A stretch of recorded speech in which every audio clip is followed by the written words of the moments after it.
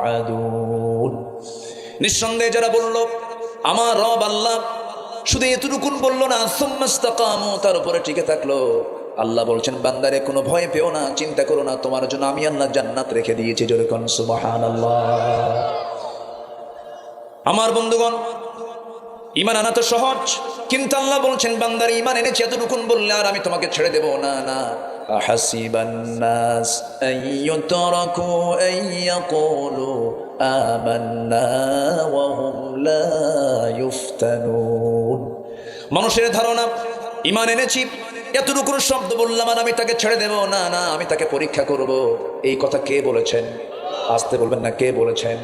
অর্থাৎ ইমানদার মানে তার জীবনে ঘাত প্রতিঘাত আছে না নাই?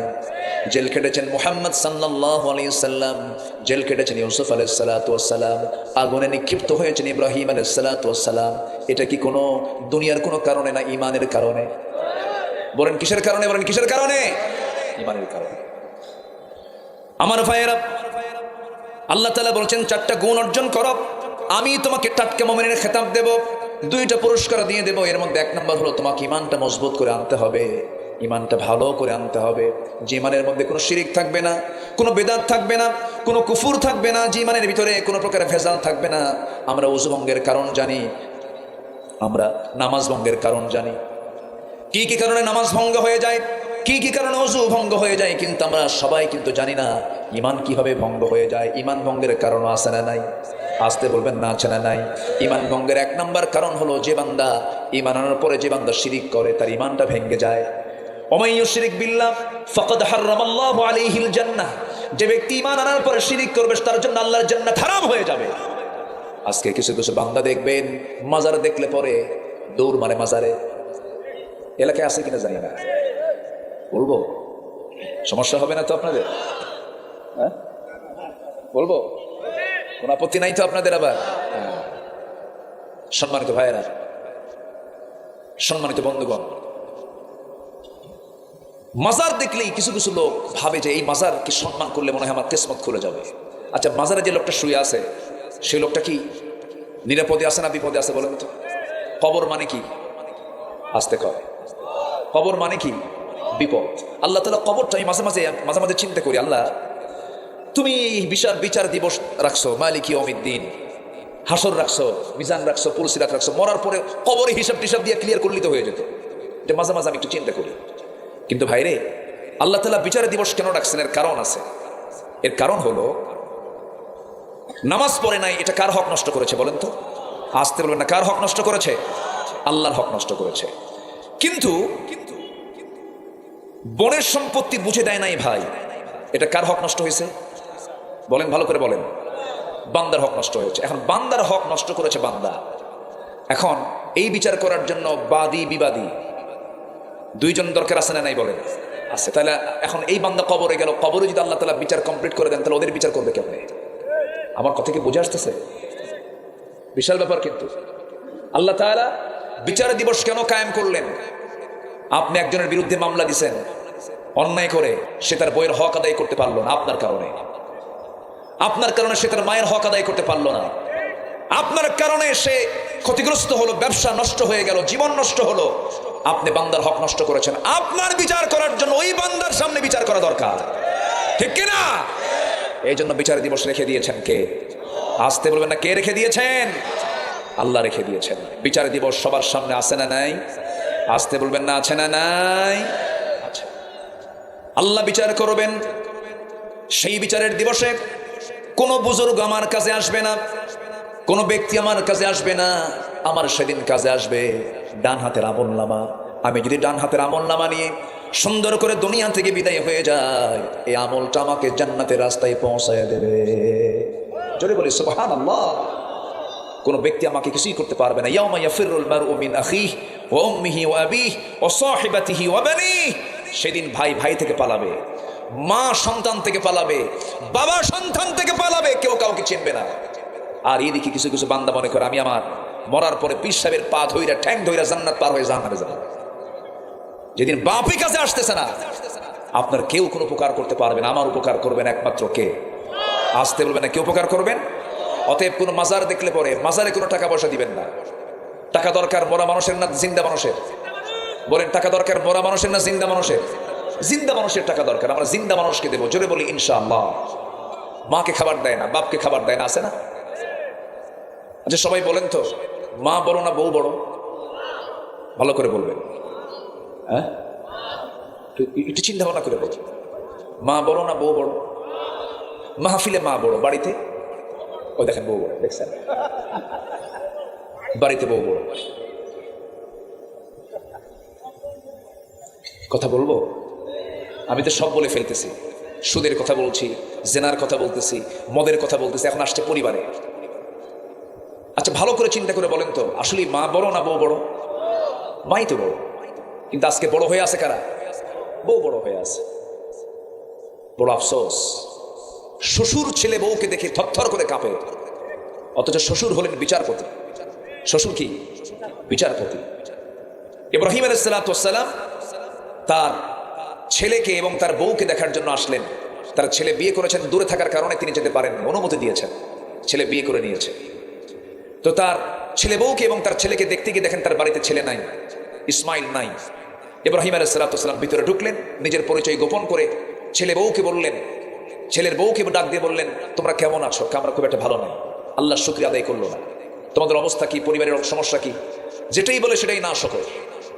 সাইয়েদনা ইব্রাহিম আলাইহিস সালাম শুধু ফেরার সময় বললেন, শোনো, তোমার স্বামী ইসমাইল যখন বাসায় ঢুকবে সঙ্গে সঙ্গে আমার সালাম জানাবে। একজন বুড়া মানুষ আসছিল, সে যেন ঘরের মধ্যে ঢুকেই যেন একটা সিদ্ধান্ত নিয়ে নেয়, সেটা হলো সে যেন ঘরের চৌকাটটা পাল্টায়, ঘরের চৌকাটটা পাল্টায় দেয়। কিন্তু নবীদের কথা যে বিজ্ঞচিত কথা, এটা মহিলা টের পায় না। মহিলা ভাবছে মনে হয় ঘরের কোনো চৌকাট উই পোকা খাইছে। স্বামী আসা মাত্রই বলতেছেন, আমার স্বামী ইসমাইল, একজন বুড়া মানুষ আসছিলেন, অনেক সুন্দর সুন্দর কথা বললেন। শুধু যাওয়ার সময় একটা কথা বলে গেলেন আপনাকে বলার জন্য। কি কথা বললেন? তুমি আসা মাত্রই যেন তোমার দায়িত্ব ঘরের চৌকাটটা পাল্টায় দেওয়া। সাইয়েদনা ইসমাইল আলাইহিস সালামের চোখ লাল হয়ে গেছে। তিনি বললেন, যে বুড়া লোকটা আসছিল তুমি তাকে চেনো নাই, তিনি হচ্ছেন আমার জন্মদানকারী পিতা। আমার আব্বা ইব্রাহিম আলাইহিস সালাম এসেছিলেন। ঘরের চৌকাট পাল্টাতে বললেন যে, তিনি বললেন, তুমি আমার বাবার ভাষা বোঝো নাই, আমার বাবার ভাষা আমি টের পেয়েছি, তোমার সঙ্গে আমার আর কোনো কথা নেই, গেট আউট, তুমি চলে যাও। কেন? জাস্টিস বিচারপতি রায় দিয়েছেন তুমি নট অ্যালাউ, তুমি আমার বাড়িতে আর উপযুক্ত নও, তুমি আমার উপযুক্ত নও, চলে যাও। বাবা, আচ্ছা বাপ বড় না মা বড়? চিন্তা পড়ে গেছে, হুজুর কি কই?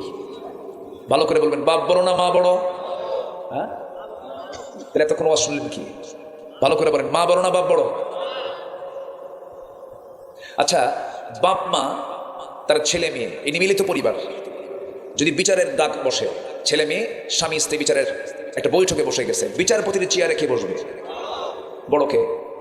এখন তো বাপ ঠিকই কইলেন। আচ্ছা আপনার আব্বা আম্মা নামাজে দাঁড়াবেন, মসজিদে জামাত পান নাই আপনার আব্বা, নামাজে দাঁড়াবেন, বাবা আর মা দাঁড়াবেন, ইমাম কে? তাহলে ইমাম বাবা, বিচারপতি বাবা, তাহলে বড় কে হয়? বাবা বড়, বাবার মর্যাদা বড়, বাবা জাস্টিস, বাবা বিচারপতি, কিন্তু মায়ের অধিকারটা বেশি। যেরকম সুবহানাল্লাহ, মায়ের অধিকারটা বেশি। কিন্তু সেই মাকে ভাত দেয় না, মায়ের জন্য ঘরও বরাদ্দ হয় না। কি শিক্ষা আজকে পেলাম? আগের মূর্খ যুগের মানুষগুলো, দাদার আমলে এত শিক্ষার হার ছিল না। সেই সময় কোনো সন্তান মাকে ভাত না দিয়ে রাখে নাই, পাশে সেবা করেছে, সবকিছুই করেছে। কে বলেছে ধানমন্ডি বাড়িধারা ওই সমস্ত গুলশান এলাকায় শান্তির পরিবেশ আছে? কে বলেছে? সেই জায়গায় কোনো শান্তির বাতাস আপনি পাবেন না। আমার বন্ধুগণ, বহু পরিবার আছে বুড়া বাপকে দেখে না, বুড়া মাকে না দেখে তাদেরকে বৃদ্ধাশ্রমে রেখে আসে। যে সন্তান বুড়াকালে বাপ মাকে দেখার সুযোগ পায় না, সেই সন্তানে সে বাবার সে সুপুত্র না কুপুত্র? বলে সুপুত্র না কুপুত্র? আমার বন্ধুগণ, যেই কাজ করতে গেলে তোমার বুড়া বাবার খেদমত হবে না, সেই কাজও করা যাবে না। তোমার বুড়া বয়সে তোমার বাবার খেদমতটাকে, তোমার মার খেদমতটাকে সবার আগে প্রাধান্য দিতে হবে। প্রয়োজনে সব ছেড়ে বাপ মার সেবা করতে হবে। এটা ইমানের দাবি। এটা কিসের দাবি বলে? ইমানের দাবি। সেই বাপ মাকে না দেখে চলে গেছে ইমান বিক্রি করার জন্য বাজারে, যায় সোজা সেজদা মারে। এই মস্তক কারোর সামনে কি সপিয়ে দেওয়া যাবে? আসতে বলেন, সপিয়ে দেওয়া যাবে? একটা হাদিস বের করে দেখাতে পারবেন যে আমার নবীজি কোনো সাহাবীকে দিয়ে উনি সেজদা নিয়েছেন? এখানে আলেম ওলামা আছেন, আছে এরকম? তাজিমি সেজদা নামে এক ভণ্ড একটা কথা বলেছে নাকি তাজিমি সেজদা নাকি আছে? কে বলেছে এই কথা? আমার নবীজি কোন সাহাবী কর্তৃক সেজদা নেননি। আমার নবীজি তায়েফের ময়দানে গিয়ে কালিমার দাওয়াত দিতে গেছেন। তিনি কি ফুল পেয়েছেন না পাথর পেয়েছেন? পাথর। পাথরের আঘাতে রাসূল জর্জরিত হয়ে গেলেন, রাসূল মুখ থুবড়ে পড়ে গেলেন। নবীজির পাশে কেউ নাই। সেই সময় রাসূল 3টা দিন 3টা রাত তিনি না খাওয়া ছিলেন। মাথার রক্তগুলো গড়ে গড়ে পায়ের তলে জুতার সঙ্গে পায়ের তলার জমাট বেঁধে গেছে। নবীর পাশে কেউ নাই। নবীজি আমার সেন্সলেস হয়ে পড়ে থাকলেন। ওই সময় কাফের মুশরিকরা ভেবেছিল রাসূল বুঝি দুনিয়া থেকে বিদায় নিয়েছেন। আমার নবীজির সেন্সটা ফিরে আসলো। সেন্স ফিরে আসার সঙ্গে সঙ্গে সেখান থেকে তিনি পিছনের দিকে তাকায় দেখেন কেউ নাই। চক্ষু বন্ধ করে নিজেকে বাঁচার জন্য দৌড় মারলেন সামনের দিকে। দৌড় মেরে আর পারলেন না সারতে। সামনে গিয়ে দেখেন একটা আঙ্গুর বাগান। আঙ্গুর বাগান দেখে মাত্রই চট করে আঙ্গুর বাগানের মধ্যে ঢুকে গেলেন। মাথা চক্কর মেরে পড়ে গেলেন। হাত পা ছেড়ে দিয়ে তিনি চিত হয়ে পড়ে থাকলেন। 3 দিন 3 রাত পেটে কোনো খাবার যায় নাই, পানি পর্যন্ত যায় নাই। নবীজির শরীর থেকে রক্তক্ষরণ হচ্ছিল। ওই আঙ্গুর বাগানের কেয়ারটেকার দূর থেকে লক্ষ্য করে দেখে কে যেন চিত হয়ে পড়ে থাকলো। সামনের দিকে তাকায় দেখে এত সুন্দর চেহারার মানুষ, এত রক্ত ঝরতেছে, লোকটা তো মারাই যাবে। দয়া হলো, মায়া হলো। আঙ্গুর বাগান থেকে কয়েকটা আঙ্গুর হাতির মধ্যে পেরে নিয়ে চিপে চিপে মোটে 1 গ্লাস আঙ্গুরের রস প্রস্তুত করে নবীর সামনে দিয়ে বলতেছে, যুবক রসগুলো খাও। আঙ্গুরের রসগুলো তুমি যদি না পান করো তুমি মরে যাবে। আঙ্গুরের রসটা তুমি পান করো। আমার নবীজি কোনো মতো উঠলেন। নবীজির হাত কাঁপতেছিল, শরীর কাঁপতেছিল। কাপা কাপা হাতে সেই আঙ্গুরের রসের গ্লাসটা হাতের মধ্যে নিলেন। বিসমিল্লাহ বলে 3 ঢোকে তিনি পান করলেন। 3 ঢোকে পান করার পর আমার নবীজি একটা মুস্কি হাসি মেরে যুবকের দিকে তাকায়, যে যুবককে রাসূল কোনোদিন দেখেন নাই তাকে তাকায় লক্ষ্য করে বলছেন, যুবক তোমার নাম তো আব্বাস। যুবক মনে মনে চিন্তা করে, কোনোদিন দেখা হলো না, কথা হলো না, আমার নামটা সে লোকটা কেমন করে বলল। অবাক হয়ে গেছে, অবাক চিত্তে তার সামনে দাঁড়িয়ে আছি, তার দিকে তাকায় আসি। রাসূল বলছেন, যুবক আমার দিকে তাকিয়ে তুমি কি চিন্তা করো? তোমার নাম আব্বাস, তোমার জন্ম হলো নিনুয়া নামক গ্রামে। আমার গ্রামের বাড়ির নাম নিনুয়া, তোমাকে কে বলে দিল? কেউ তো জানে না এখানকার মানুষ। আমার গ্রামের নাম নিনুয়া, আমার নাম আব্বাস, তোমাকে কে বলে দিয়েছে? আমার রাসূল বলছেন, তুমি যে গ্রামে জন্মগ্রহণ করেছো সেই গ্রামেই জন্মগ্রহণ করেছেন আল্লাহর পয়গম্বর ইউনূস আলাইহিস সালাতু ওয়াস সালাম। সঙ্গে সঙ্গে বলতেছি, আল্লাহর পয়গম্বর ইউনূসের জন্ম ইতিহাস তুমি কোথায় পেলে? আমার জন্ম না হয় সেই গ্রামে হওয়ার কারণে আল্লাহ নবীর জন্ম এই গ্রামে আমি জানতে পেরেছি, তোমাকে কে জানায় দিল? রাসূল মুস্কি মুস্কি হাসি মেরে বলছেন, যুবক একজন নবীর কাছে তো আর একজন নবীর তথ্য থাকতেই পারে। আব্বাসের বুঝতে দেরি হলো না।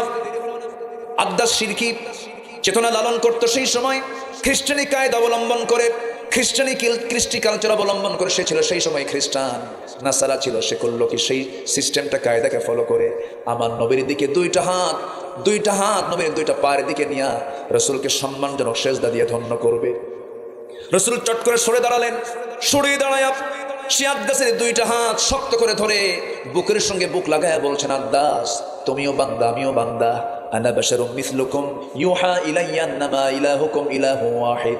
তুমিও বান্দা আমিও বান্দা, শুধু পার্থক্য হলো আমার কাছে ওহী আসে, তোমার কাছে ওহী আসে না।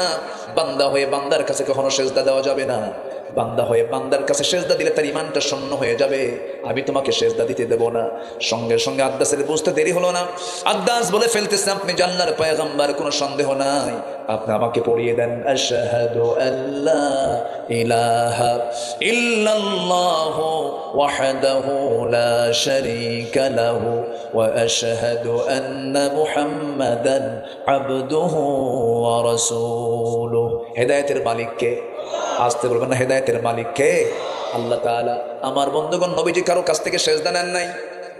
এমন দরবার আমার দেশে আসি, ভণ্ড কিছু দরবারের ভণ্ড লোকেরা 2টা পা সামনে দিয়ে রাখে, মুরিদরা গিয়ে তার পায়ে সেজদা মারে। আসে না নাই? বলেন, আসতে বলবেন না, আসে না নাই? এই সমস্ত ভণ্ড কারবার যে সমস্ত দরবারে হয়, সেই দরবারে যাওয়া হালাল না হারাম? আসতে বলবেন হালাল না হারাম? সেই জায়গায় যাওয়া যাবে? ইমান থাকবে না, চলে যাবে। ইমান চলে যাবে, ইমান নষ্ট হয়ে যাবে। ইমানের যত্ন নিতে হবে। আল্লাহ রাব্বুল আলামিন আরেক জায়গায় বলছেন, ওয়াল্লাযীনা আমানু ওয়া লাম ইয়ালবিসু ঈমানাহুম বিযুলমিন উলাইকা লাহুমুল আমনু ওয়া হুম মুহতাদুন। ইমান যারা আনবে, ইমানকে যারা জুলুমের দ্বারা আচ্ছাদন করবে না, শিরিক থেকে যারা মুক্ত রাখবে, আল্লাহ বলছেন এই সমস্ত বান্দা নিরাপত্তার মধ্যে থেকে যাবে। এই সমস্ত বান্দাগুলোই আমার হেদায়েত প্রাপ্ত বান্দা। জোরে কোন সুবহানাল্লাহ। এক নম্বর হলো ইমান। এক নম্বর কি বলেন? ইমান। একটু কান খাড়া দিয়ে শোনেন সবাই। ইমানদার নামাজি হয় না বেনামাজি হয়? আসতে বলবেন, ইমানদার নামাজি হয় না বেনামাজি হয়? সবাই কি নামাজ পড়তে রাজি আছেন? আসতে বলবেন না, নামাজ পড়তে কি সবাই রাজি আছেন? 5 ওয়াক্ত নামাজ পড়বেন কারা কারা একটু হাত তুলে দেখান দেখি। জোরে বলি ইয়া আল্লাহ। আরো জোরে বলি ইয়া আল্লাহ। আরো জোরে বলি ইয়া আল্লাহ। আমাদেরকে 5 ওয়াক্ত সালাত আদায় করার তৌফিক তুমি আল্লাহ দিয়ে দাও। জোরে বলি আমিন। আরো জোরে আমিন। আরো জোরে আমিন। আরো জোরে আমিন। কষ্ট দিয়ে ফেললে মনে হয় যে হুজুর মাহফিলের সাথে বিপদে পড়ে গেলাম। আমি মসজিদে যাই না, আমি চালাক মানুষ। এক বেচারি গরুর দড়ি ছিঁড়ে মসজিদের মধ্যে গরু ঢুকে গেছে। তো সবাই মিলে বলতেছে তোমার কি হোশ নাই? গরু মসজিদের সামনে বাইন্দা রাখা, সেই গরু মসজিদের মধ্যে ঢোকে। কিন্তু দেখেন গরু তো গরুই, ওর তো কোনো বুদ্ধিকাণ্ড নাই। এই জন্য সে ভুল করে মসজিদে ঢুকে গেছে। আমি তো মানুষ, আমার বুদ্ধি আছে, আমি এই জন্য মসজিদে যাই না। দেখছেন আরেক গরু কি কয়? এরকম গরু কিছু আছে না নাই? আমরা নামাজ পড়বো কয় ওয়াক্ত বলেন? 5 ওয়াক্ত নামাজ। এটা হচ্ছে সবচেয়ে ফার্স্ট ডিউটি ইমানদারের জীবনের। 1 নম্বর ডিউটি হলো আজান হওয়া মাত্রই তার মধ্যে অস্থিরতার সৃষ্টি হবে। সে সাক্ষাৎ করবে কার সাথে? আল্লাহর সাথে। আমাকে না বলে অনেকে চলে যাচ্ছে, আমি লক্ষ্য করছি। 2-1 করে ওঠেন, একটু বসেন না, একটু বসেন না, দোয়া করে দেবো আমি। চালাবো, কোনো সমস্যা নাই তো? বলি আলহামদুলিল্লাহ। জোরে বলি আলহামদুলিল্লাহ। আলোচনা চলো চলো। হুজুর মরুক, হুজুরও বাস। হ্যাঁ না, ঠিক আছে, আলহামদুলিল্লাহ, অনেক সুন্দর। আপনারা একটু বসেন। যে আপনার পাশে থেকে একটু উঠতে চাবে, একটু জোর করে বসায় দিবেন। যদি দেখেন মেজাজটা খুব গরম, একটা মুস্কি হাসি মারবেন, ঠান্ডা হয়ে যাবে সব। তা উঠতে দিয়েন না। আমার মায়েরা কি মাহফিল আছেন নাকি? মায়েরা কি মাহফিল আছে? বলি আলহামদুলিল্লাহ। জোরে বলি আলহামদুলিল্লাহ। ইমান এনেছি, ইমান নষ্ট করা যাবে? ইমান নষ্ট করা যাবে? যুবকরা আজান শুনলে মসজিদে যাবা, রাজি আছো না যুবকরা? মসজিদে ঢুকে পড়বা, নিরাপত্তা পেয়ে যাবা। সেই বন্ধুকে বন্ধু বানাবা যে বন্ধু তোমাকে নামাজের দিকে ডাকে। সেই নেতার পিছনে যাবা না যে নেতা তোমার হাতে মদের বোতল তুলে দেবে, তোমার হাতে ইয়াবা তুলে দেবে। যে বন্ধু তোমাকে জান্নাতে নিয়ে যেতে পারবে এমন বন্ধু তুমি বানাও। যে নেতা তোমার হাতে নারী তুলে দেয়, যে নেতা তোমার হাতে মদের বোতল তুলে দেয়, ওই সমস্ত নেতার মুখে আমরা জুতা মারি, থুতু মারি। নোংরামি করবা না। বিবাহ পূর্ব কোনো রিলেশন করবা না। বিবাহ পূর্ব এটা রিলেশন না, এটা জেনা। Breakup, relation, just friend, girlfriend, boyfriend, এগুলো সব জেনার পরিভাষা। এগুলোর সাথে ইসলামের কোনো সম্পর্ক। কিছু কিছু যুবক আছে, কিছু কিছু যুবক আছে গার্লস স্কুলের সামনে যাই ইতিমের মতো বসে থাকে। মনে বাপও নাই মাও নাই। মেয়েটা বের হয়, টার্গেটওয়ালা মেয়েটা বের হয়, পিছে পিছে ও যায়। মেয়ে কিছু বলে না, ছেলে পিছন থেকে বলে একটাবার চায় থাকো, একটাবার দেখো আমার 3 রাত হলে ঘুম নাই, একটাবার বলো ভালোবাসি। কিচ্ছু লাভ নাই বাবা, এগুলো সব রং প্রজেক্ট। ইদানিং টিকটক, এই যে মুরব্বী বলে ফেলছেন, ইদানিং টিকটক এত নোংরামি। এই সমস্ত নোংরামিগুলোর পিছনে তুমি যাবা না, সময় নষ্ট করবা না। তোমাকে মোবাইল জাহান্নামের দিকে নিয়ে যাবে। মেসেঞ্জার, ইমো, ভাইবার, লাইন, হোয়াটসঅ্যাপ, এই সমস্ত অ্যাপসগুলোতে সেই জায়গায় তুমি নক করবে। একটা অপরিচিত নারীর ইনবক্সে তোমার নক দেওয়া মানে সেই নারীর তুমি বেডরুমের মধ্যে ঢুকে পড়েছ। সাবধান থাকতে হবে, এগুলো করা যাবে না। আজকের সমাজে আরেকটা বিষয় আমি লক্ষ্য করছি ইদানিং, সেটা হলো ঘরে ঘরে আজকে পর্দার নিয়ম লঙ্ঘন করে অনলাইনের মাধ্যমে কাপল ব্লক করা আছে না? কাপল ব্লক, যা একটি সুস্পষ্ট নির্লজ্জতার লক্ষণ। ইদানিং এটা খুব মারাত্মক আকার ধারণ করেছে। ঘরে ঘরে স্বামী, বাবা, ভাই সব দায়ুস হয়ে যাচ্ছে। আমি কি ভুল বলছি? কেমনে রান্না বান্না করে, কেমনে স্বামী স্ত্রী গন্ডগোল হয়, এগুলো ব্লগ বানায়। ব্লগগুলো বানায়া এটা একটা জেনার সমতুল্য অপরাধ, ঠিক কিনা? এই সমস্ত কাজগুলো করা যাবে না। সম্মানিত ভাই, এগুলো বেড়ে চলছে। এমনও আছে টিকটক করেছে, স্বামী তার স্ত্রীকে জবাই করতেছে। কি চিত্র আমরা এগুলো দেখছি। অতএব সন্তানের হাতে মোবাইল তুলে দেওয়ার আগে 1000বার ভাববেন সে মোবাইল যে হাতে নিল, মোবাইল তাকে কন্ট্রোল করবে না, সেই মোবাইলকে কন্ট্রোল করবে। এটাকে বুঝতে হবে। চুয়াডাঙ্গা মাহফিল আমার ছিল গত বছর। এক মুরব্বী আমাকে রাতে খাওয়ালেন, খাওয়াতে নিয়ে বলতেছে, হুজুর আমার বড় মেয়ের জন্য দোয়া করবেন, বিয়ে দিছি। কোথায়? ঠাকুরগা। ঠাকুরগা বিয়ে দিলেন চুয়াডাঙ্গার মানুষ, এই 200-250 মাইল দূরে। ঘটককে খুঁজো মোবাইল, ঘটককে মোবাইল। আমি বললাম মোবাইল কিনে দিচ্ছেন কেন? খুঁজো অনলাইনে ক্লাস করে, সায়েন্সের ছাত্রী, ওই যে বায়োলজি, ফিজিক্স, কেমিস্ট্রি অনলাইনে ক্লাস করতে হয়। তো সেই ক্লাস তো করছে ভালো কথা, কিন্তু আরেকটা সে অনলাইন করছে তা তো জানি না। আমি কি ভুল বলছি এগুলো? আমি কি ভুল বলছি এগুলো? আপনার পরিবারকে আপনার সচেতন রাখতে হবে, সজাগ রাখতে হবে। ডিভাইস দেওয়ার আগে 1000 বার ভাবতে হবে আপনার সন্তান নষ্ট হলো কিনা। যুবকরা, তোমার চরিত্র তুমি সুন্দর করবা, তোমার চরিত্রকে সুন্দর করে গড়ে তুলবা। খারাপ কিছু দেখতে যাবা না, খারাপ কিছু চিন্তা করতে যাবা না। 5 ওয়াক্ত নামাজ পড়বে, দ্বীনি বিষয়গুলো জানার চেষ্টা করবে, কোরআন সুন্নাহগুলো মানার চেষ্টা করবে। তুমি কি জানো আল্লাহ তোমাকে অফার দিয়ে বলছেন, ও যুবক, তোমার যৌবনকাল যদি ইবাদতে কাটায় দাও, আমি আল্লাহ তাআলা তোমাকে আমার আরশ আজিমের ছায়ায় আমি তোমাকে জায়গা দিয়ে দেব। জোরে কান সুবহানাল্লাহ। আমার বন্ধুগণ, 4টা কাজ আমরা শিখে যাব। একটা কেবল আমার আলোচনা চলতেছে। 1 নাম্বার হলো ঈমান যারা আনবি, ঈমানের গুণ যারা অর্জন করবে। নাম্বার 2 হলো ওয়াল্লাযীনা আমানু ওয়া হাজারু ওয়া জাহাদু ফি সাবিলিল্লাহ ওয়াল্লাযীনা আওয়াউ ওয়া নাসারু উলাইকা হুমুল মুমিনুনা হাক্কান লাহুম মাগফিরাতুন ওয়া রিজকুন কারীম। জোরে বলুন আল্লাহু আকবার। নাম্বার 2 হলো যারা হিজরত করবে। হিজরতের 2টা ব্যাখ্যা। এই আয়াতের মূল ব্যাখ্যা যেটা, সেটা হলো ঈমান যারা এনেছে, যারা হিজরত করেছে। আমার নবীর জীবনে ঈমানও আছে, হিজরত আছে না নাই? নবীজি মক্কার মানুষ, নবীজি হিজরত করে চলে গেছেন কোথায়? আসতে বলবেন না কোথায়, বলেন মদিনায় চলে গেছেন। দেশ ছেড়েছেন, সাহাবে কেরাম দেশ ছেড়েছেন। কোন সাহাবী নবী যখন বলে ফেলেছেন মক্কায় থাকার কোনো পরিবেশ নাই, 1000 কোটি টাকার মালিক ওসমান জিন্নুরাইন রাদিয়াল্লাহু তাআলা আনহু, আব্দুর রহমান ইবনে আউফ 7000 কোটি টাকার মালিক, বড় বড় ব্যবসা ছিল।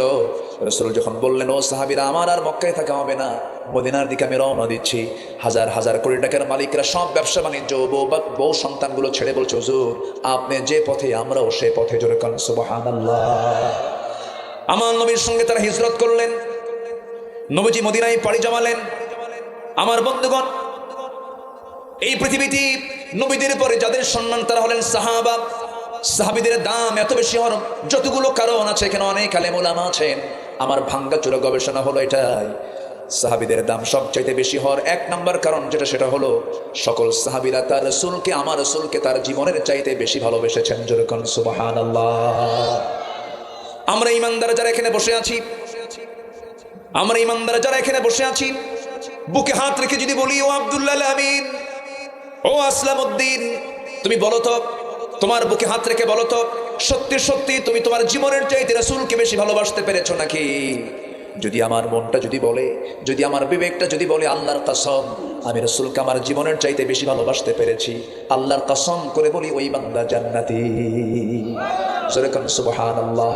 আমার বুকটা ফেটে যায়, আমার দেশ গোটা পৃথিবীর ভিতরে সবচেয়ে দ্বিতীয় বৃহত্তম মুসলিম দেশ, যেই দেশে 4.5 লক্ষ মসজিদ, যে দেশে 18 কোটি মুসলমান, যে দেশের মানুষ আজান শুনে ঘুম থেকে ওঠে, আজান শুনে ঘুমের দিকে চলে যায়, সেই দেশে বিগত বেশ কয়েক বছর যাবৎ কিছু ব্লক, কিছু বদমাইশ, কিছু নাস্তিক চক্র রাসূলকে রীতিমতো গালি দিয়ে যাচ্ছে, ঠিক কিনা?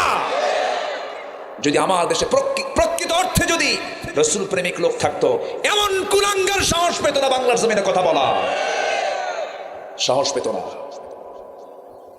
সাইয়েদনা ওমর ফারুকের সামনে এক মুনাফিক এসে বলল, নবীর কাছে বিচার চাইলাম, নবীজি ইহুদির পক্ষে রায় দিছে। কার পক্ষে? আচ্ছা, বিচারের রায় কি ইহুদি আর মুসলমান দেখা যাবে না হক বাতিল দেখতে হবে? তো অতএব রাসূল ইহুদির পক্ষে রায় দিল, ওমর বিচার পছন্দ হয়নি, তুমি বিচার করো। রাসূল বলেন, ওমর ফারুক বলেন, তুমি রাসূলের বিচার পছন্দ হয়নি তোমার কাছে? না, আচ্ছা বসো, আমি বিচার করে দিচ্ছি। ভিতরে চলে গেলেন। ভিতরে যাওয়ার পর তিনি কি আনলেন? এখানে কি বিচারের কোনো দরকার আছে? রাসূলের বিচার যার পছন্দ হয় না, তার আর বিচার কি করবেন আপনি? রাসূলকে যে গালি দেয় তার আবার বিচার কিসের? ঠিক কিনা? সাইয়েদনা ওমর ফারুক কি করলেন? তরবারি শুধু বাইরে এনে কোনো সুযোগই দিলেন না, কথা বলতেও দিলেন না, গর্দান থেকে মস্তকটা সরাইয়া দিলেন। নবীর কানে সংবাদ গেল, আমার নবীজি শোনা মাত্রই বললেন, ওমর এটা কি করলো? এটা একটা মানুষকে সে খুন করে ফেললো। ওহী নাযিল হলো, হে রাসূল, ওমর যা করেছে সঠিক করেছে, কারণ ওমর জীবনের চাইতে আপনাকে বেশি ভালোবাসে। জোরে বলেন সুবহানাল্লাহ। আজকে আমার দেশের নেতাকে গালি দিলে বিচার হয়, রাসূলকে গালি দিলে বুদ্ধিজীবী হয়। আছে না নাই? রাসূলকে বলা হয়েছে জেনাকার মুহাম্মদ, রাসূলকে বলা হয়েছে নারী পিপাসু মুহাম্মদ। এতগুলো বউ কেন? আমার নবীজির এতগুলো বউ কেন? এটা নিয়ে যুক্তি করে যারা, উচিত ছিল তাদেরকে দুনিয়া থেকে বিদায় করে তাদের রক্ত মাংসকে কুত্তা বিলাই দিয়ে খাওয়ানো দরকার ছিল, ঠিক কিনা? সম্মানিত ভাইরা, সাহাবে কেরাম রাসূলকে কি পরিমাণ ভালোবাসতেন। সব সাহাবী, আমার নবীজির সামনে একটা আয়াত নাজিল হলো, যে আয়াতটা ছিল আনন্দের আয়াত। সব সাহাবীরা আনন্দ উল্লাস করছেন, আল্লাহ আমাদের উপর রাজি হয়ে গেছেন, দিন পরিপূর্ণ হয়ে গেছে। কিন্তু একজন সাহাবী এই আয়াত নাজিলের সঙ্গে সঙ্গে হাউমাউ করে কাঁপতেছে। রাসূলকে তারা কি ভালোবেসেছেন। আল্লাহর সামনে, রাসূলের সামনে যখন আল্লাহর আয়াত নাজিল হলো, আল-ইয়াওমা আকমালতু লাকুম দীনাকুম ওয়া আতমামতু আলাইকুম নি'মাতি ওয়া রাদিতু লাকুমুল ইসলাম দীনা। আজকে আমি দিনকে পরিপূর্ণ করে দিলাম, তোমাদের উপরে রাজি হয়ে গেলাম। সাহাবীদের মধ্যে আনন্দের উল্লাস শুরু হয়ে গেছে, সব আত্মহারা হয়ে গেছে আনন্দে। বিদায় হজের ভাষণের সময় আয়াতটা নাজিল হয়, কোনো কোনো বর্ণনায় পাওয়া যায় সবাই হাসতেছে, আনন্দ করতেছেন, কিন্তু বয়োবৃদ্ধ জ্ঞানবৃদ্ধ সাইয়েদনা আবু বকর সিদ্দিক রাদিয়াল্লাহু আনহু সামনে নাই, নবীর সামনে তিনি নাই, আড়ালে গিয়ে হাওয়া করে কাঁদতেছেন। সাইয়েদনা আবু বকরের কান্নার আওয়াজ এক সাহাবীর কানে চলে গেছে। সেই সাহাবী গিয়ে বলছেন, ভাই আবু বকর, চোখে পানি কেন? রাসূল তো আয়াত, এমন একটা আয়াত দিলেন আমাদের সামনে, ওহী নাজিল হয়ে গেছে, আল্লাহ আমাদের প্রতি রাজি হয়ে গেছেন, সন্তুষ্ট হয়ে গেছেন, আপনি কাঁদেন কেন? সাইয়েদনা আবু বকর বলছেন, শোনো, ইসলাম তো পরিপূর্ণ হলো, আল্লাহ আমাদের উপর রাজি হয়ে গেলেন। ইসলাম যেহেতু পরিপূর্ণ হয়ে গেছে, আল্লাহ যেহেতু রাজি হয়ে গেছেন, কিন্তু তোমরা কি খেয়াল করেছো নাকি আমার প্রাণপ্রিয় রাসূল আর পৃথিবীতে বেশি দিন বাঁচবেন না। রাসূল দুনিয়া থেকে বিদায় নিয়ে নেবেন। নবীর প্রতি কি ভালোবাসা তাদের মধ্যে কাজ করেছে। আমার নবীজি তায়েফের ময়দানে গিয়ে 3 দিন 3 রাত না খাওয়া ছিলেন। আরেকটা প্রেক্ষাপটে নবীজির জীবনে এরকম একটা অনাহারের দিন সময়ে চলে এসেছিল। সেটা হলো নবীজি হিজরতের পর যখন তিনি মদিনায় যখন চলে আসলেন, আল্লাহ তাআলা বলছেন, ওয়াল্লাযীনা আমানু ওয়া হাজারু ওয়া জাহাদু ফি সাবিলিল্লাহ। 3টি কাজের বাস্তবায়ন করেছেন মুহাম্মদ সাল্লাল্লাহু আলাইহি ওয়াসাল্লাম। ঈমান এনেছেন, হিজরত করেছেন, জিহাদ করেছেন কার পথে? আল্লাহর পথে। বদর পাড়ি দিলেন, উহুদ পাড়ি দিলেন। খন্দকের সময়, ওই খন্দকের যুদ্ধের সময় সালমান আল ফারসি বললেন, ইয়া রাসূলুল্লাহ, আমি জীবনে বহু যুদ্ধ করেছি, আমার মনে হয় ইহুদিদের যে ষড়যন্ত্র, এই ষড়যন্ত্রকে মোকাবেলা করার জন্য, কুরাইশদেরকে গতিরোধ করার জন্য আমার মনে হয় একটা ক্যানেল করা দরকার, একটা খাল তৈরি করা দরকার, একটা পরীক্ষা খনন করা দরকার। নবীজি বললেন, ও সালমান রে, বদর যুদ্ধ কেবল শেষ হলো, উহুদ যুদ্ধ কেবল শেষ হলো, টাকা পয়সা সব শেষ হয়ে গেছে। যুদ্ধ বিধ্বস্ত দেশগুলোর অর্থনীতি ভালো থাকে না খারাপ থাকে? খারাপ হয়ে যায়। নবীজির খাদ্য রসদ নাই, অস্ত্র নাই, মজুদ নাই। সেই সময় রাসূল বললেন, ঠিক আছে সাহাবীরা যা আছে সব সামান নিয়ে আমরা নেমে পড়ি। 3 মাইল লম্বা নবীজি একটা বিশাল বড় খাল খনন করলেন, পরীক্ষা খনন করতে লাগলেন। আমার নবীজি সবার আগে নিজে কোদাল মেরে পরীক্ষা খননের কাজ শুরু করলেন। 1 দিন না, 2 দিন না, 3 দিন 4 দিন পর্যন্ত নবীজি পরীক্ষা খনন করতেছেন, কিন্তু পেটে চুল পরিমাণ কোনো খাবার যায় নাই, পানি যায় নাই। নবীজি ক্ষুধার যন্ত্রণায় ছটফট করছিলেন, কিন্তু কাউকে বুঝতে দিচ্ছেন না। তার ফলাফল হলো নবীজি জীবনে একটাবার পেটে পাথর বেঁধেছেন ক্ষুধার যন্ত্রণা সহ্য করতে না পারে, তা হলো খন্দকের পরীক্ষা খনন করার সময়। আমার নবীজি খাবার পান নাই, 4টা দিন পানিও পান না। এদিকে পরীক্ষা খননের কাজও করতে হবে, পরীক্ষা খনন করতেছেন ক্ষুধা অবস্থায়। আমার নবীজির পেটে পাথর বাঁধা কেউ দেখে নাই, কিন্তু একজন সাহাবী দূর থেকে লক্ষ্য করে দেখেন নবীজির পেটটা একটু ফুলা ফুলা ভাব। আস্তে করে সামনে এসে বলছেন, হুজুর, আপনি সবার চোখ ফাঁকি দিতে পেরেছেন, কিন্তু আপনার আমার চোখটা ফাঁকি দিতে পারেন নাই কেন? কি হয়েছে? হুজুর, আপনি ক্ষুধার যন্ত্রণা সহ্য করতে না পেরে পেটে আপনি পাথর বেঁধেছে। রাসূল বলেন, জাবির রে, কাউকে বলতে যেও না, সাহাবীরা আমার কে দেখে অস্থির হয়ে যাবে, কাউকে বলতে যেও না, কাউকে বলতে যেও না। সাইয়েদনা জাবিরকে রাসূল জড়িয়ে ধরলেন, জাবির, তুমি আমাকে সত্যি সত্যি ভালোবাসো?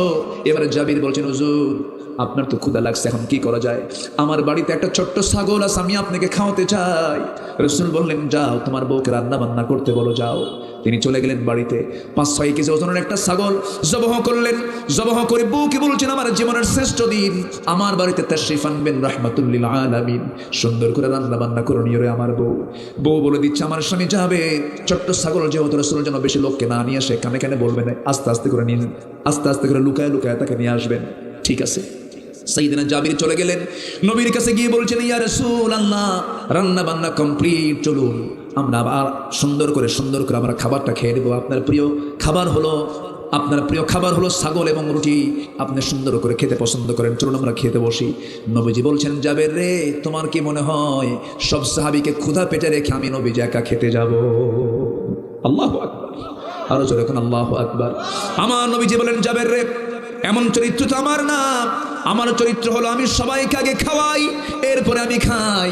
আমার চরিত্র তেমন নয় আমার সাহাবীরা না খাওয়া থাকবে আমি পেট পুরে খাবো না। না রে জাবির, আমি এমন অবস্থায় যেতে পারি না। এবার জাবির বলছেন, হুজুর আপনি সবাইকে বলতে গেলে কারো খাওয়া হবে না, আপনি কাউকে বলেন না, চলেন হুজুর আমি আর আপনি চলে যাই। আমার নবীজি বলছেন, জাবির তুমি দিয়েছো আমাকে দাওয়াত, দেখো আমি কি করি। আমার নবীজি দাঁড়ায় গেলেন, দাঁড়ায় গিয়ে বলছেন, সাহাবীরা শোনো, জাবের দিয়েছে আমাকে তার বাড়িতে দাওয়াত, আর আমি রাসূল দিলাম তোমাদের সবাইকে জাবেরের বাড়িতে দাওয়াত। যেরকম সুবহানাল্লাহ, যেরকম সুবহানাল্লাহ। নবীজি আগে খাইছেন না খাওয়াইছেন? আর আজকের নেতাগুলো আগে খায় না খাওয়ায়, শুধু খায় না পাচারও করে? বলেন পাচার করে কিনা বলেন? পাচারও তো করে।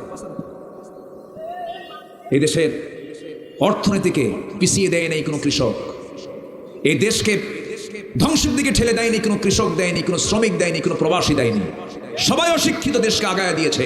দেশকে পিছায়া দিয়েছে কারা?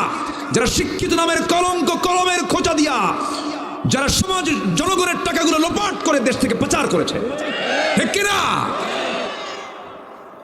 আমার নবীজি বললেন, জাবের আমি এমনটা করবো না, আমি যাবো না একা। সবাইকে দিলেন দাওয়াত। জাবের জিব্বায় কামড় মেরে বলে, হুজুর কাম তো সারা, আমার এই ছোট্ট ছাগল আমি সবাইকে খাওয়াবো কেমনে? আলোচনা শুনবেন? আগ্রহ আছে? ওই দিকে কিন্তু একটা আলোচনা বাদ পড়ে গেছে, আপনাদের মনে আছে কিনা জানি না। কি বলেন? হ্যাঁ, ও মনে রাখছেন আপনারা? ওই আল্লাহর ওলি পতিত নারীর যে ঘরের মধ্যে ঢুকলেন, আমি কি শেষ করছি আলোচনা? তো যান কই? ওই ধরেন তো ওনাকে, ধরেন তো, যাই কই, বসেন। জি অনেক সুন্দর আপনারা। জি বলি আলহামদুলিল্লাহ। ও 12টা বেজে গেছে? হ্যাঁ মোটে 12টা? এ তো কোনো বিষয়ই না, না প্রয়োজনে ফজর বাদ, এরকম কিছু? নামাজের দরকার সবার আগে না সবার পরে? সবার আগে আমরা 5 ওয়াক্ত নামাজ পড়বো, জোরে বলি ইনশাআল্লাহ। সম্মানিত ভাইয়েরা, আমার নবীজি জাবিরকে খুব ভালোবাসতেন। একদিন বাহির থেকে সাইয়েদনা জাবের এবং আমার রাসূল আরো সাহাবীরা বাহির থেকে উটের পিঠে করে তারা মদিনায় আসতেছেন। সবার উটগুলো ছিল হলো তাজা উট, কিন্তু সাইয়েদনা জাবির রাদিয়াল্লাহু আনহুর উটটা ছিল হলো বুড়া উট। বুড়া উট তো আস্তে আস্তে যায়, তো সবার পিছনে সাইয়েদনা জাবিরের উট পিছে পিছে আসতেছে। রাসূলকে লক্ষ্য করে বলেন, ইয়া রাসূলুল্লাহ, সবার উটগুলো তাজা উট, সবাই আগে আগে চলে যাচ্ছে, আমি তো পিছে পড়ে গেলাম, আপনি তো আমার জন্য দোয়া করেন। আমার নবীজির হাতে ছিল একটা ছোট্ট লাঠি, মারছেন ঘুতা, ওই উটের গায়ে ঘুতা মারছেন। নবীজির হাতের বরকত আছে না নাই? এক ঘুতায় এই বুড়া উট সব উটকে হারায় ফেলে সবার আগে মদিনায় পৌঁছে গেছে জাবির। নবীজি বললেন, জাবির খুশি হয়েছে? হুজুর মহা খুশি। রাসূল বললেন, তুমি কি আমাকে উটটা বেচে দিবে আমার কাছে? তোমার উট এখন তাজা হয়ে গেছে, উট দিবা? আমি তোমাকে টাকা দিয়ে উটটা কিনে নেব। হুজুর নেন, আপনি যদি নেন আমার কি আর কোনো মানা আছে? নেন। আমার নবীজি টাকা দিলেন, উটটা হাতে নিয়ে, লাগাম হাতে নিয়ে বলেন, জাবের তুমি আমাকে না খুব ভালোবাসো, আমি তোমার কাছ থেকে উট আবার নেব, অসম্ভব, টাকাও দিলাম উটও দিলাম, যাও। জোরে বলি সুবহানাল্লাহ। বাপ মারা গেছে ঋণ করে, সাইয়েদনা জাবিরের বাবা ঋণ করে মারা গেছেন। ঋণদাতারা বাড়িতে এসে বসে আছে, আর জাবির নবীর বাড়িতে এসে বসে আছে। এসে বলতেছেন, হুজুর আমার বাড়িতে ঋণদাতারা বসে আছে, ভয়ে যেতে পারতেছি না, আপনি একটা ফায়সালা করেন, নচেত আমি বাড়িতে যাব না। জোরে বলি সুবহানাল্লাহ। নবীজি সবার পাশে দাঁড়িয়েছে। আমার নবীজি বলেন, জাবের তাই? হ্যাঁ হুজুর, আমি আপনাকে খুব ভালোবাসি না, আপনি তো আমাকে খুব ভালোবাসেন। আমার নবীজি করলেন কি? বললেন, জাবের তোমার কি একটা খেজুর বাগান ছিল না? হ্যাঁ ছিল, কিন্তু খেজুর নাই, খেজুর বিক্রি করে তো দিতে পারতাম, খেজুর তো বাগানে নাই, গাছে নাই। রাসূল বলেন, জাবের আমাকে নিয়ে যাও, আমি তো রাহমাতুল লিল আলামিন, আমাকে নিয়ে চলো। নবীজি নিজে গেলেন বাগানের ভিতর দিয়ে, এক সাইড দিয়ে ঢুকলেন, আরেক সাইড দিয়ে বের হলেন। দেখা গেল প্রত্যেকটা খেজুরের গাছের ভিতরে এত পরিমাণ খেজুর ধরে আছে, সব খেজুর লাগলো না, অর্ধেক খেজুর বিক্রি করে সমস্ত ঋণ জাবেরের শোধ হয়ে গেছে। সেই বরকতের নবী, যে নবী ইনশাক্কাল কামার, নখির ইশারে আকাশের চাঁদ দ্বিখণ্ডন করেছেন, সেই নবীজি জাবেরের বাড়িতে চলে গেলেন। 600 সাহাবী নিয়ে, কয়শো বলেন? 600 সাহাবী নিয়ে রাসূল যখন ঢুকলেন, সাইয়েদনা জাবের বাড়ির মধ্যে ঢুকেই বউকে বলছেন, বউ আমার শোনো, কাম তো সারা কি, 600 সাহাবী 6 কেজি ছাগল কি করবো? জাবেরের বউ বলছে, আমার স্বামী গো, আপনি চিন্তা করেন কেন, মেহমান আসবে, মেহমানের রিজিক নিয়ে আমাদের কোনো টেনশন নাই। যেরকম সুবহানাল্লাহ। এই বিশ্বাস যদি প্রত্যেক বান্দার থাকে, আল্লাহ তাআলা প্রত্যেক বান্দাকে পাখির মতো রিজিক দিবে। আচ্ছা, বাবুই পাখির কি কোনো খাদ্য গুদাম আছে? বলেন তো, পৃথিবীতে কোনো প্রাণীর কি খাদ্য গুদাম আছে? খাদ্য গুদাম কার আছে? হ্যাঁ, মানুষের। তো মানুষের খাদ্য গুদাম থাকার পরও সবচেয়ে খাদ্যের সংকট কাদের বেশি? মানুষের। কোনো প্রাণীর খাদ্য গুদাম আছে? জলভাগের ভিতরে একটা বড় প্রাণী আছে, তিমি মাছ। তিমি মাছের হার্টের ওজন হলো 600 কেজি। কয় কেজি? 600 কেজির হার্টের ওজন। প্রতি মিনিটে হৃদস্পন্দন হয়, হার্ট বিট হয় প্রতি মিনিটে 8 থেকে 10 বার। যা ওই হার্ট বিটের যে আওয়াজ, এই আওয়াজটা 3 মাইল দূর থেকে শোনা যায়। প্রতিদিন নীল তিমি তার বাচ্চাকে খাওয়ায় 50 থেকে 60 মণ দুধ। কেউ তো সুবহানাল্লাহ বললেন না। কে খাওয়ান? আসতে বলবেন না, কে খাওয়ান? আচ্ছা, বাবুই পাখির লাইফ স্টাইল উন্নত না আমাদের লাইফ স্টাইল উন্নত? বলেন তো। আমার কাছে মনে হয় বাবুই পাখির। আচ্ছা, আমরা ধরেন এখন ঢাকা যাব, বিমান পথে যেতে হলে আমাকে কি করতে হবে? Go to airport. যশোরে যে ইমিগ্রেশন ক্রস করতে হবে, দুনিয়ার এইগুলো লাগাও, ওগুলো লাগাও, দুনিয়ার সিল সাপ্পো লাগাতে লাগাতে বহু সময়, কত প্ল্যান করতে হয়। আমাদের স্থলভাগেও চড়তে হয়, জলভাগে, তারপরে নৌকায় চড়তে হয়, গাড়িতে চড়তে হয়, এরপরে হয়তো মাঝে মাঝে বিমানে চড়ি। কিন্তু বাবুই পাখি 24 ঘন্টায় ওর সফর কি স্থলভাগে, পানিতে, না বাইয়ারে চলে? কিসে বলেন? ও কি বাতাসে চলে না স্থলভাগে চলে? বাতাসে চলে। ছোট্ট বাবুই পাখি, তার সুন্দর বাসা, সিডর, আইলা, ফণি, নার্গিস, হারিকেন, বুলবুল, কত ঝড় আসলো, আমফান, সব ঝড়ে আমার আপনার বাড়ি শেষ। তাল গাছও ঠিক আছে, বাবুই পাখির বাসাও ঠিক আছে। সুবহানাল্লাহ বলবেন না? আর সে বাসাগুলো কি কত ডিজাইন করা বাসা। পৃথিবীর সমস্ত আর্কিটেকচারকে আপনি এক জায়গায় করেন, সিভিল ইঞ্জিনিয়ারকে এক জায়গায় করেন, একটা বাবুই পাখির বাসা বানাতে পারবেন না। সুবহানাল্লাহ বলবেন না? কি তার মানে এত সুন্দর, তার নিপুণ কারুকার্য, এত সুন্দর তার সৃষ্টি, এত সুন্দর তার নিপুণতা, যাকে নকল করার কোনো ক্ষমতা পৃথিবীর মানুষের না। আল্লাহু আকবার বলে। তাল গাছে বাসা বাঁধে, কি সুন্দর তার বাসা। ওর মধ্যে আবার বেডরুম আছে, কমন রুম আছে, ড্রয়িং রুম আছে, পাশে আবার বাইরে কলিং বেলও আছে। যখন কোনো বন্ধু আসে, কলিং বেল চাপ দিয়ে সালাম কালাম দিয়ে ঠোঁটের সঙ্গে ঠোঁট মিলায় নিয়ে বসার বলে, প্রিয় বন্ধু সবার সাথে বসো, ভিতরে যাইও না, আমার বউ শুয়ে আছে। আল্লাহু আকবার বলবেন না? এই বাবুই পাখি যখন সকাল হয়ে যায়, ঘর থেকে যখন বের হয়, তার কি কোনো ইমিগ্রেশন ক্রস করা লাগে? কোনো ইমিগ্রেশন লাগে? কোনো তেল পানি লাগে? কিচ্ছু লাগে না। শুধু বিমানটা শুধু চালু করে, মাথার মধ্যে একটা ব্রেন আছে, কত ওজন, মোটর দানা, ছোট্ট একটা মোটর দানের মধ্যে বিমান সিস্টেম আছে। যখন তার প্রয়োজন হচ্ছে কোনো রিজিক সন্ধান করতে যাওয়া, সে কোনো রোড টোড ইউজ করে না, স্থলভাগ ইউজ করে না, সে আকাশ পথে সব রিজিকগুলো নিয়ে খাওয়া দাওয়া করে বাসায় ফিরে আসে। যেরকম সুবহানাল্লাহ। তার কোনো এয়ারপোর্টও লাগে না, তার এয়ারপোর্ট বাড়ির সামনে। জোরে বলবেন না সুবহানাল্লাহ? আরো জোরে বলেন সুবহানাল্লাহ। কে খাওয়াচ্ছেন? কে চালাচ্ছেন? পাখির কি রিজিকের কোনো অভাব আছে? ও কি না খেয়ে থাকে? না খেয়ে থাকে না। মানুষের না খেয়ে থাকতো না যদি মানুষের কোনো খাদ্যের সংকট নাই। মানুষের সংকট হলো বন্টনের সংকট, ঠিক কিনা? বন্টনের সংকট যদি না থাকতো, তাহলে বান্দারও কোনো খাদ্যের সংকট থাকতো না। সম্মানিত ভাইয়েরা, আমার নবীজি সুন্দর করে জাবেরের বাড়ির সামনে গিয়ে দাঁড়ালেন।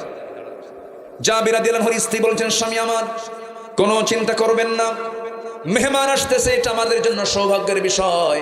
মেহমানদের রিজিকের দায়িত্ব আল্লাহ নিজেই গ্রহণ করবেন। যেরকম সুবহানাল্লাহ। আমার বন্ধুগণ, অনেক বাড়ির বউ আছে মেহমানকে দেখলেই ভয় পায়, আবার অনেক বাড়ির বউরা আছেন মেহমান আসলে পরে দারুণ খুশি হয়ে যায়, আছে না? আছে, খুব খুশি হয়, রান্না বান্না করতে অস্থির হয়ে যায়। আবার কিছু কিছু মহিলা আছে মেহমান দেখলেই চেহারার দিকে তাকানোই যায় না, স্বামীর দিকে তাকায় একবার আর বলে কাম পাও নাই, না? আছে না নাই? এরকম আছে না নাই? আচ্ছা, মেহমান দেখলে বিপদ মনে করে। যে বাড়ির লোক মেহমান দেখলে বিপদ মনে করে, ওর বাড়িতে কোনোদিন অভাব ফুরাবে না, ঠিক কিনা? আর যে ব্যক্তি মেহমানকে মনে করে না মেহমান বরকত, ওই বাড়ির হাড়িতে খাবার কখনো ফুরাবে না, ফুরাবে না, ফুরাবে না, কখনো ফুরাবে না। মায়েরা কেউ আজ শুনতেছে কিনা জানি না, মায়েরা শুনতেছে তো। এক সাহাবী এক সাহাবী 3 মাস যাবত বাড়িতে বাজার করতে পারেন না। বউ আস্তে করে ডাক দিয়ে বলছেন, বউ বলতেছে, স্বামী 3 মাস যাবত বাজার নাই, আপনার কাছ থেকে পকেট থেকে কিছু কয়েন জমা করে করে এই যে এই টাকা জমা করছে, আপনি আজকে বাজার করে আনেন, তৃপ্তি করে বাচ্চাদেরকে নিয়ে খাবো। 3 মাস বাজার নাই কিন্তু। উনি গেছেন বাজার করতে, দিছে আজান, এখন নামাজ আগে না বাজার আগে?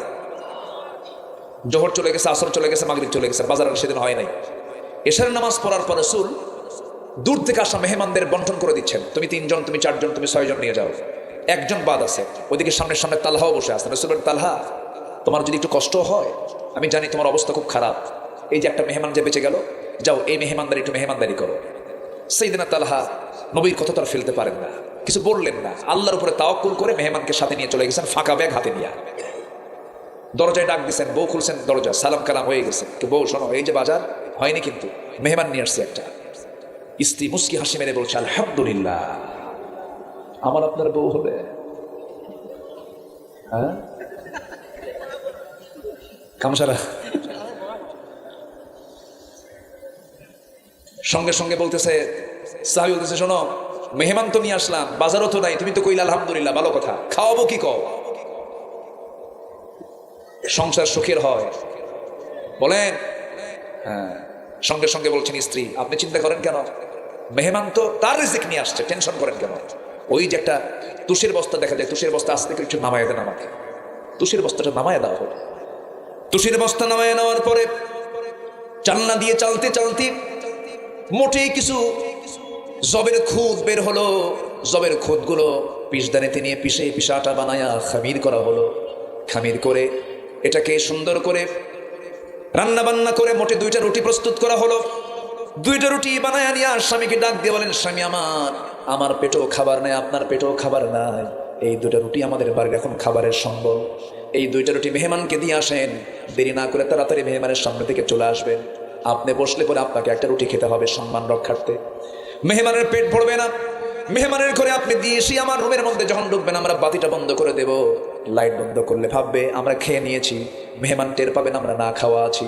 গোটার তফুক্ত থেকে মেহমানকে চেষ্টা করলেন এতটুকু, ফজরের আজান হয়ে গেল।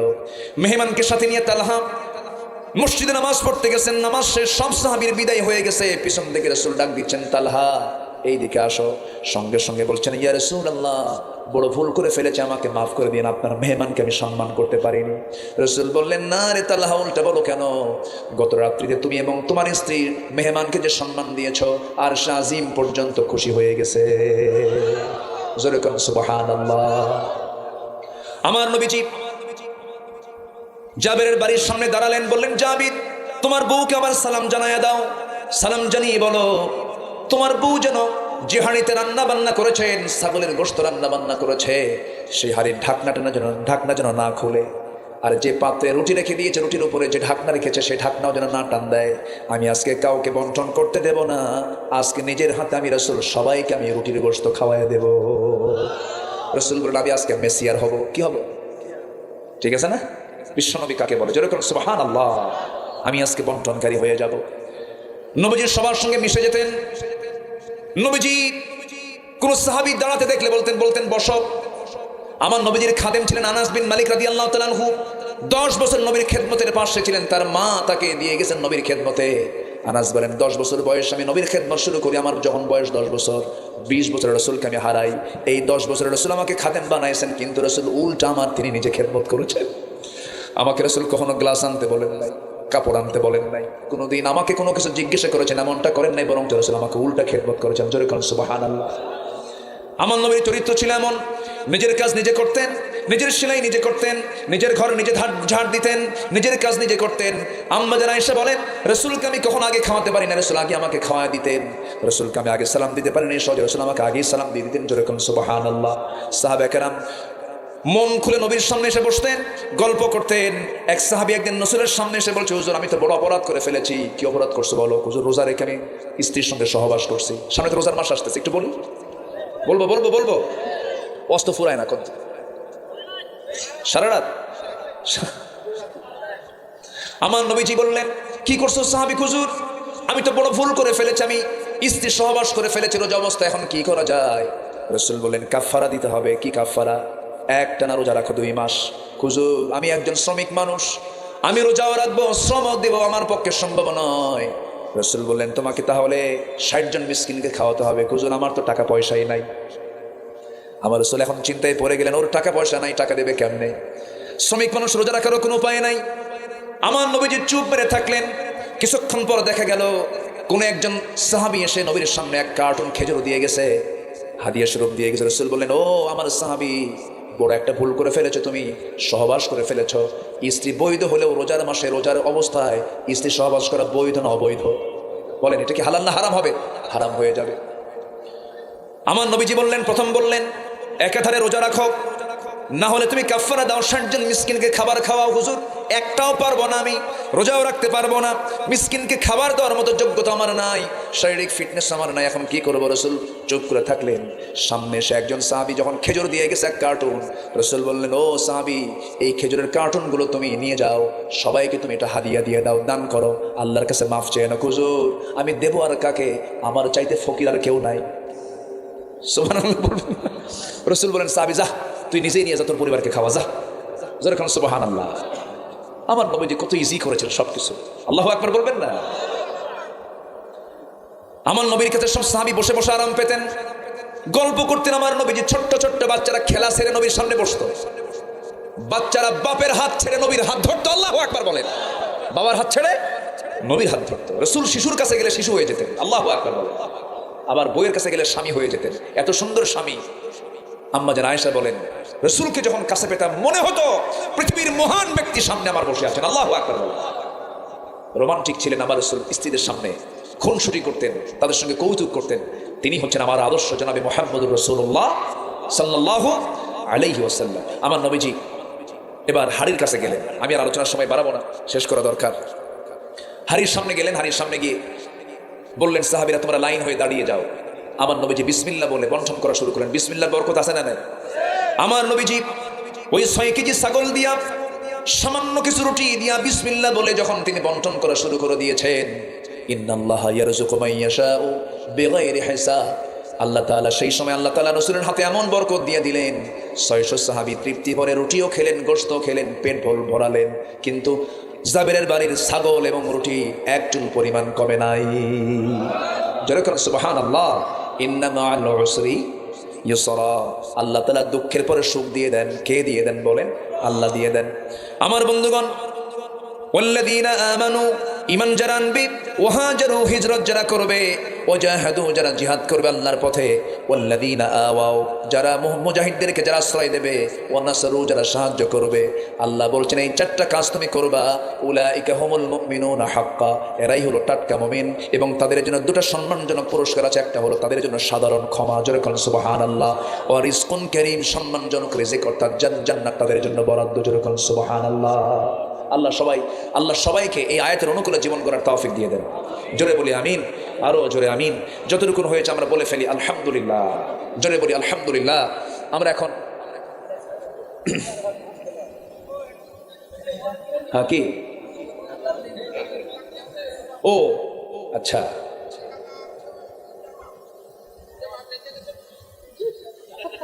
এ তো দেখতেছেন আসর বান্দা। বলি আলহামদুলিল্লাহ। সব প্রসঙ্গ তো আজকে শেষ করা সম্ভব না, সব কথা তো বলতে পারবো না। আজকে যতটুকু হয়েছে আমরা বলে ফেলি আলহামদুলিল্লাহ।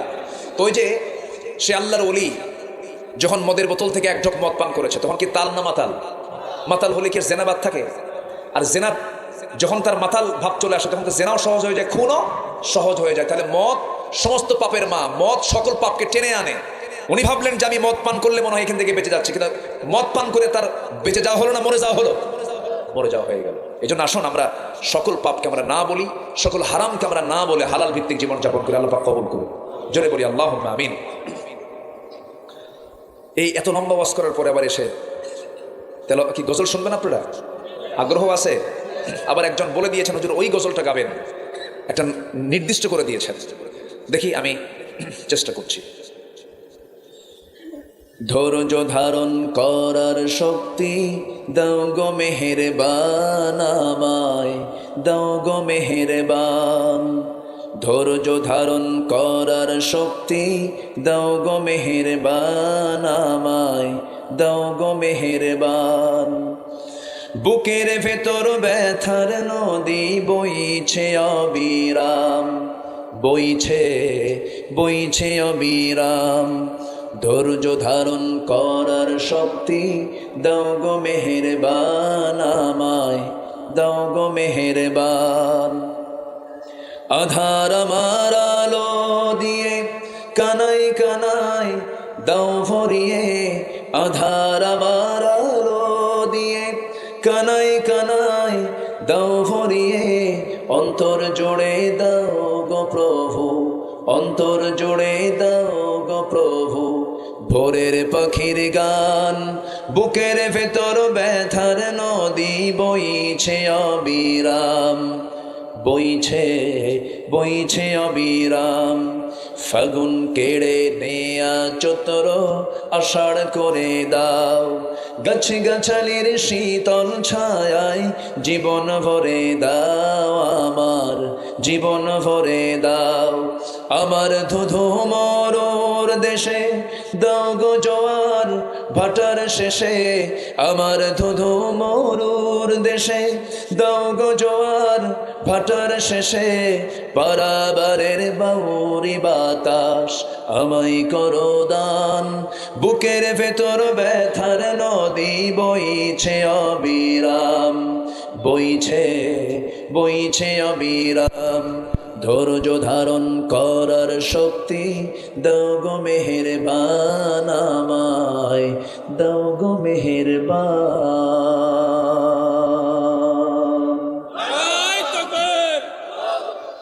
জি, যা হয়েছে আমরা বলি আলহামদুলিল্লাহ। আমি আর পারতেছি না। আমরা নামাজের মতো করে একটু তাশাহুদের সুরতে আমরা বসে যাই। আমরা চাইবো কার কাছে? আল্লাহর কাছে। আমরা আল্লাহর কাছে বলবো ফজর যেন কাজা না হয়, এইদিকে আমরা খেয়াল করবো ইনশাআল্লাহ।